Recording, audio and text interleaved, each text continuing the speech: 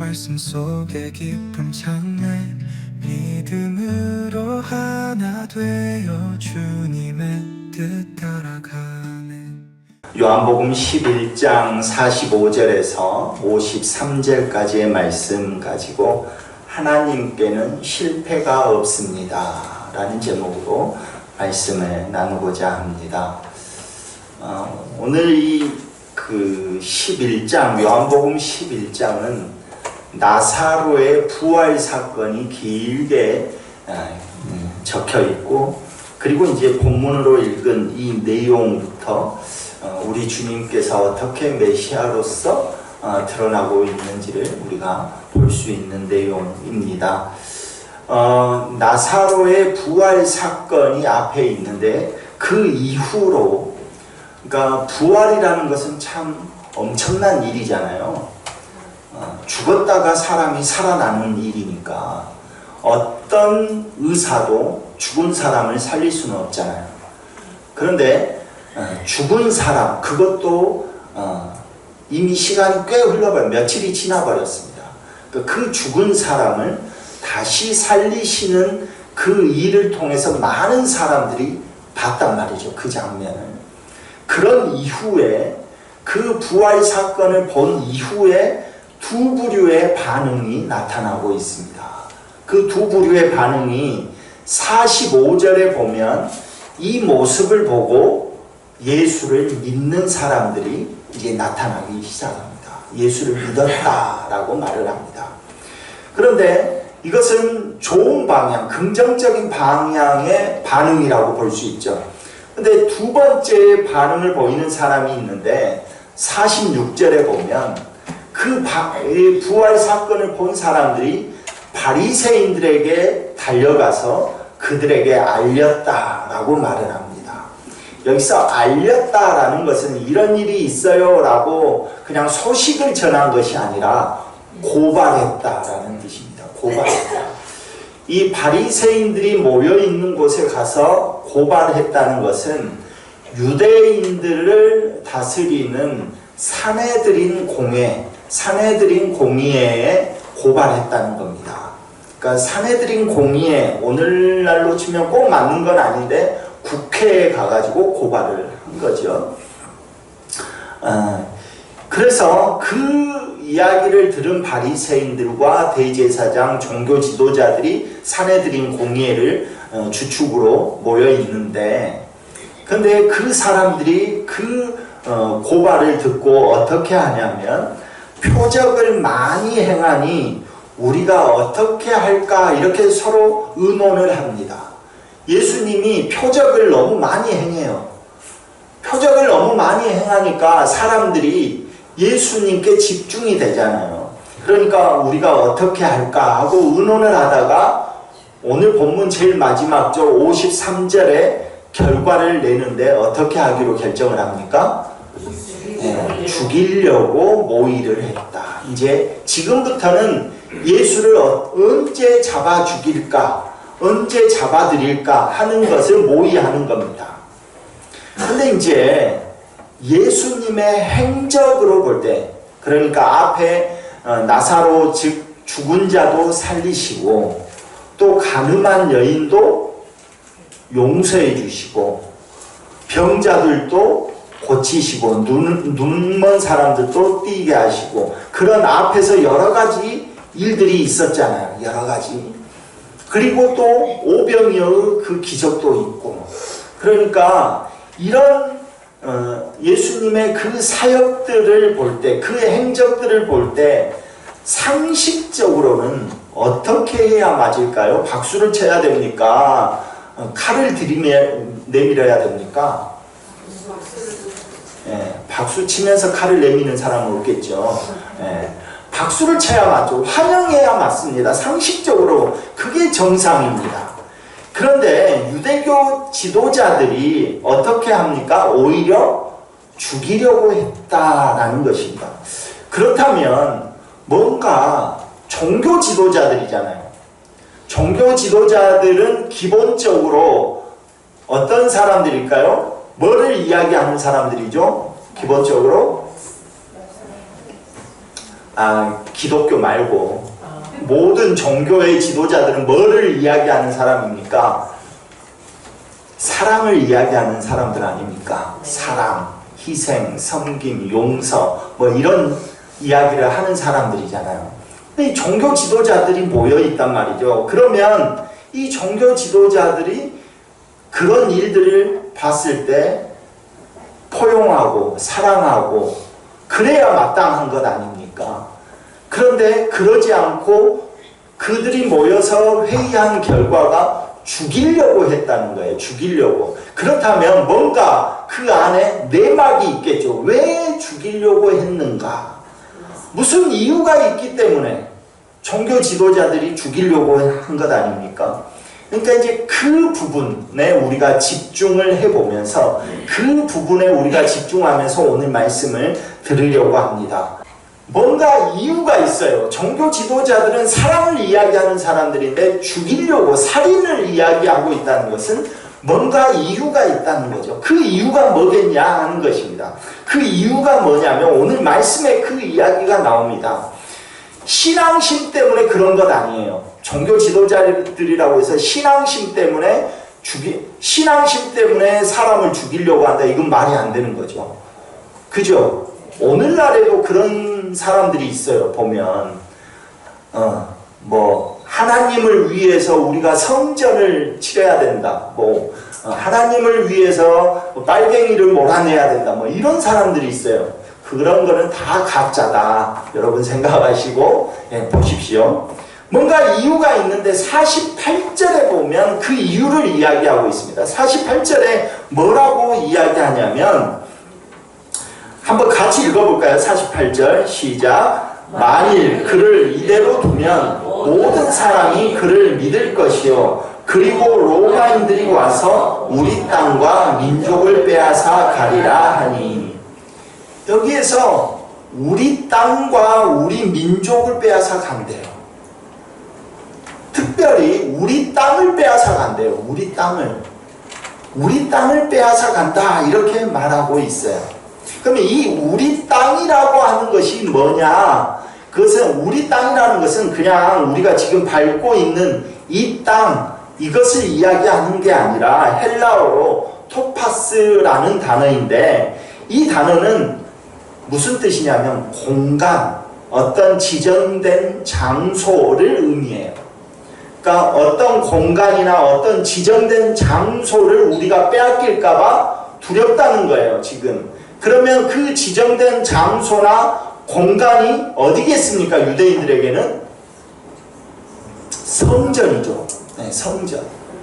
이 성전을 빼앗길까봐 로마인들이 와가지고 지금 저 예수라는 사람 때문에 로마인들이 와가지고 우리의 성전을 빼앗을까봐 걱정했다는 거예요. 예수님을 이대로 두면 그래서 자기들의 권력의 근거가 되어지는 성전을 빼앗길까봐 안 되겠다, 죽여야 되겠다라고 했다는 겁니다. 지금 상황은 예수님께서 이적과 기적과 표적을 행하니까 많은 사람들이 예수님을 믿기 시작했어요. 그리고 그 민심이 누구한테로 쏠리냐면 예수님께로 쏠리기 시작했어요. 성전에 쏠려야 되는데 예수님께 그 민심이 쏠리기 시작했어요. 왜냐하면 로마인의 압제 안에 있잖아요, 지금. 그러니까 먹을 것도 풍요롭지 않고 세금도 내야 되니까 먹을 것도 풍요롭지 않고 그런데 예수님 보니까 오병이어 기적을 일으켜버리네, 예수님이. 아니, 그것도 많은 어떤 음식을 가져와서 주는 게 아니라 물고기 몇 마리? 이제 헷갈리죠?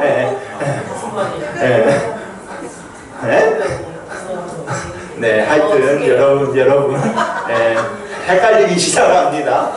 하여튼 여러분이 생각하는 그것이 중요한 게 아니라 그만큼 예수님께로 민심이 흘러가기 시작한 거예요. 저 사람은 막 뜯어주면 계속 나오네? 이제 이런 거죠. 먹을 것이 풍요로워진 거죠. 예수님을 보니까. 그리고 쫓아다녀서 보니까 병자들을 고치잖아요. 38년 된 병자도 고치고 그러잖아요. 안 보이는 사람도 보이게 해주잖아요. 아, 저 사람을 따라다니면 내가 아파도 괜찮겠구나 생각이 되는 거예요. 먹을 거를 주죠. 병자를 고치시죠. 심지어는 앞에서 죽은 사람도 살려요. 죽은 사람도. 그러면 게임 끝난 거예요. 그죠? 민심이 어디로 갈지 정해진 거예요. 그러니까 예수님께로 민심이 계속 쏠리기 시작합니다. 그런데 그래서 저분이 우리에게 보내주시겠다고 하는 메시아이구나 라고 사람들은 생각하기 시작한 거예요. 저분이 메시아다 라고 생각한 거예요. 그런데 또 예수님이 가르치는 그 메시지가 뭐냐면, 주된 메시지가 뭐냐면 하나님 나라에 대해서 가르쳐요. 하나님 나라. 이스라엘 백성들은 메시아가 와가지고 우리나라를 저 속박에서 구원하고 새롭게 하나님 나라, 새로운 나라, 이스라엘이라는 새로운 나라가 세워질 거다라고 이스라엘 백성들은 믿고 있어요. 그런데 그렇게 믿고 있는 사람들이 메시아라고 생각하는 예수님이 전하는 말을 들어보니까 하나님 나라가 왔다요. 회개하라, 천국이 가까이 왔느니라 라고 이야기를 하는 거예요. 그러니까 사람들이 생각하는 바와 예수님이 말하는 바가 일치가 되잖아요. 그죠? 사람들은 이제 우리도 저 로마의 속박에서 구원받고 잘 먹고 잘 살고 우리도 1등 국가가 되겠구나 꿈을 꾸고 있는데 마침 거기에다가 메시아라고 생각하는 예수님이 그 이야기를 하는 거예요.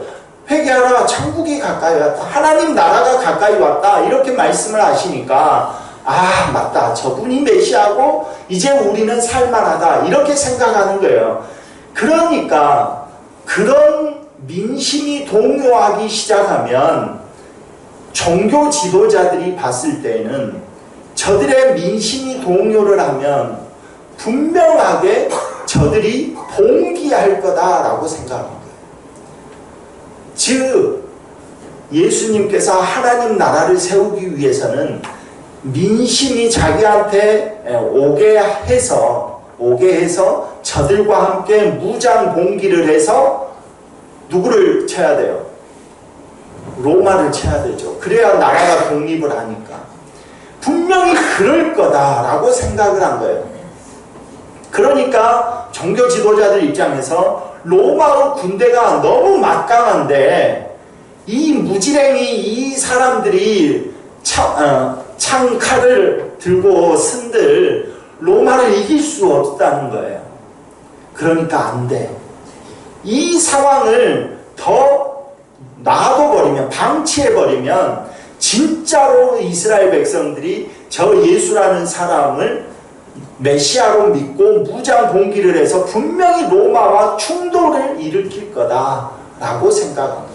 그렇게 되면 우리의 권력의 근거가 되어지는 이 성전이 남아나겠냐라는 거예요. 이 성전 남아나지 않는, 로마가 말을 타고 와서 이제 정규 군대가 와가지고 우리 이스라엘을 싹 쓸어버리면 이 성전이 남아나겠냐? 있을 수 없다. 그러니까 그 일이 일어나기 이전에 미연에 방지해야 되겠죠. 그런 일이 안 일어나게. 그런 일이 안 일어나게 방지하기 위해서는 어떻게 해야 돼요? 죽여야죠. 예수를 죽여야 됩니다. 민심이 봉기하기 전에 죽여서 싹을 잘라야 돼요. 그렇지 않아요.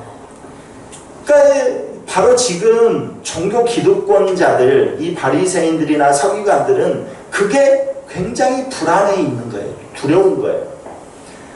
우리 그 일제강점기에 보면 이 일반 백성들은 봉기해가지고 나라를 되찾자고 막 만주벌판에 가서 군사적으로 싸우고 하는데 여기에 남아서 잘 먹고 잘 사는 사람들은 어떤 사람들이에요?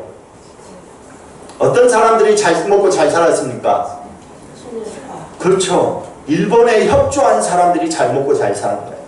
일본에 협조하면 좋은 자리를 주는 거예요. 그러니까 잘 먹고 잘 살았죠. 근데 일반 백성들은 그렇지 않죠. 우리나라를 되찾아야 된다라고 하는 거죠. 그 상황과 비슷한 거예요. 그 상황. 그런데 대제사장이라는 사람은요, 종신직입니다. 종신직. 그러니까 죽어야 끝나는 거예요. 그 직분이. 그러니까 대제사장은 죽어야 끝나는데 이 로마의 군대 앞에서 이스라엘의 무릎을 꿇고 속박으로 있는 사이에 대제사장을 누가 선정을 해줬냐면 로마가 야, 니 대제사장해? 니가 해? 이렇게 말을 한 거예요. 대제사장은 한 명이고 계속 죽을 때까지 그 대사장직을 행하는 거예요. 그 직을 이행하는 거예요. 그런데 로마의 그 권력이 로마 황제가 너가 대제사장해 올해. 그리고 좀 마음에 안 들면 너 이제 그만하고 너가 해. 이렇게 이런 일이 일어났다는 거예요.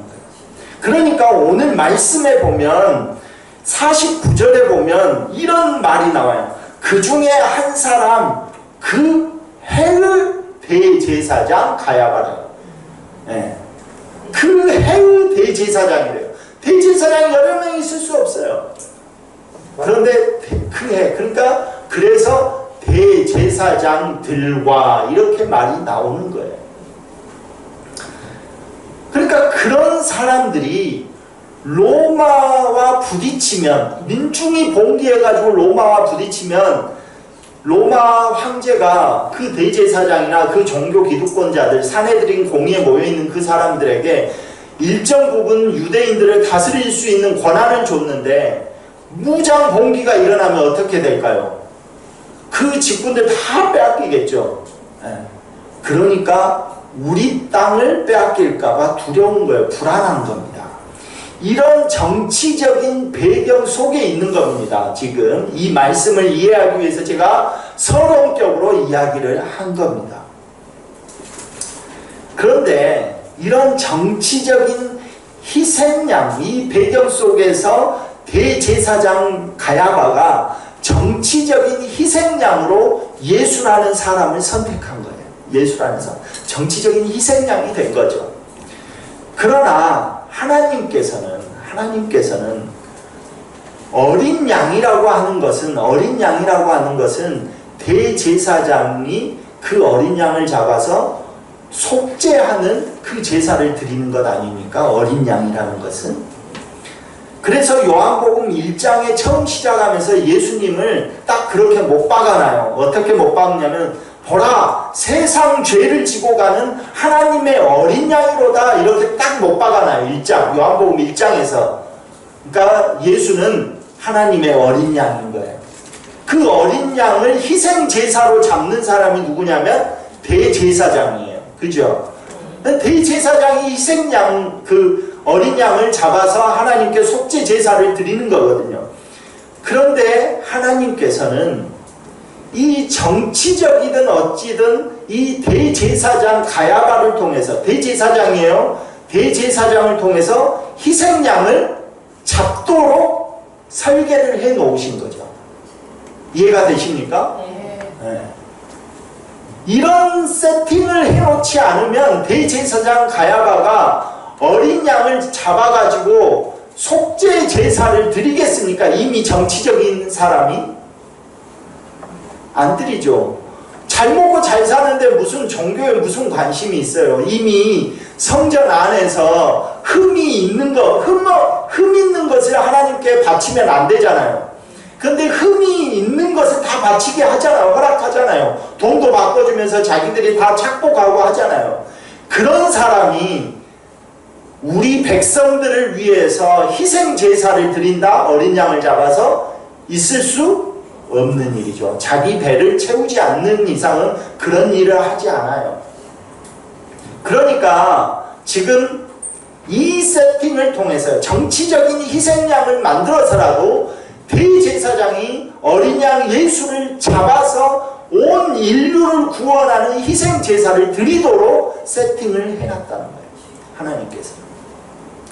그러니까 오늘 우리는 예수님, 근데 이제 우리는 그걸 알지만 그 당시의 사람들은 예수님이 메시아라고 생각했잖아요. 그래서 예수님을 따라다녔잖아요. 그런데 갑자기 예수님이 죽어버렸어요. 십자가에 죽었습니다. 그러니까 사람들은 어떻게 생각할까요? 저 사람 실패했구나. 실패자로 낙인 찍었겠죠. 아, 예수라는 사람도 어쩔 수 없네. 실패자. 다른 많은 선지자가 일어나서 자기가 메시아라고 이야기하면서 나를 따르라 했는데 그 사람들 다 죽었는데 마찬가지로 이 사람도 그렇게 죽는구나 생각을 했을 거란 말입니다. 그래서 저 사람도 실패자다 생각을 한 거예요. 그러나 오늘 우리가 생각할 것은 하나님은 실패하지 않는다는 거예요. 하나님은 절대로 우리가 비록 세상 속에서 지금 어떤 지역적인 부분에서 실패하고 어렵고 고통당하고 할지라도 그것으로 인해서 세상 사람들은 손가락질하면서 저 실패자, 세상 말로 하면 저 루저 뭐 이렇게 이야기할지 모르지만 하나님께서는 절대로 실패하지 않는 분이라는 거예요. 하나님은 절대로 실패하지. 어떻게 보면 오늘 우리가 세상 속에서 고통당하고 실패하고 어려움을 당하는 그 모습까지도 하나님의 계획 안에 다 있다는 거예요. 그것을 통해서 하나님이 세팅해 놓으신 어떤 큰 역사의 은혜가 우리에게 임하고 있는 중이다라는 겁니다. 사랑하는 우리 요한의 성도 여러분, 지금 실패하고 낙심하고 좌절하고 절망 가운데 빠질 일들이 많이 있습니까? 아, 내가 전도하려고 하는데 절대 안 오네. 어쩔 수 없네. 안 되네. 이렇게 생각하십니까? 아닙니다. 하나님은 그것까지도 계획하고 계십니다. 하나님은 그것까지도 준비하고 계시고 하나님은 그 계획 속에서 하나님께서 이루어 가실 그 역사를 이루어 가시는 중이다라는 것입니다. 오늘 간절히 바라기는 우리 성도들 모두가 지금 나에게 찾아오는 그 실패와 좌절, 그 경험 속에서도 역사하시고 능력을 행하시고 더 큰 은혜를 준비하시는 그 주님을 바라보기를 간절히 소망합니다. 분명히 주님께서는 하나님의 그 큰 계획 속에 우리가 한 부분 세팅되어 있음을 믿으시기 바랍니다. 그 은혜가 오늘 우리 요한의 성도들 모두에게 충만히 임하기를 간절히 소망합니다.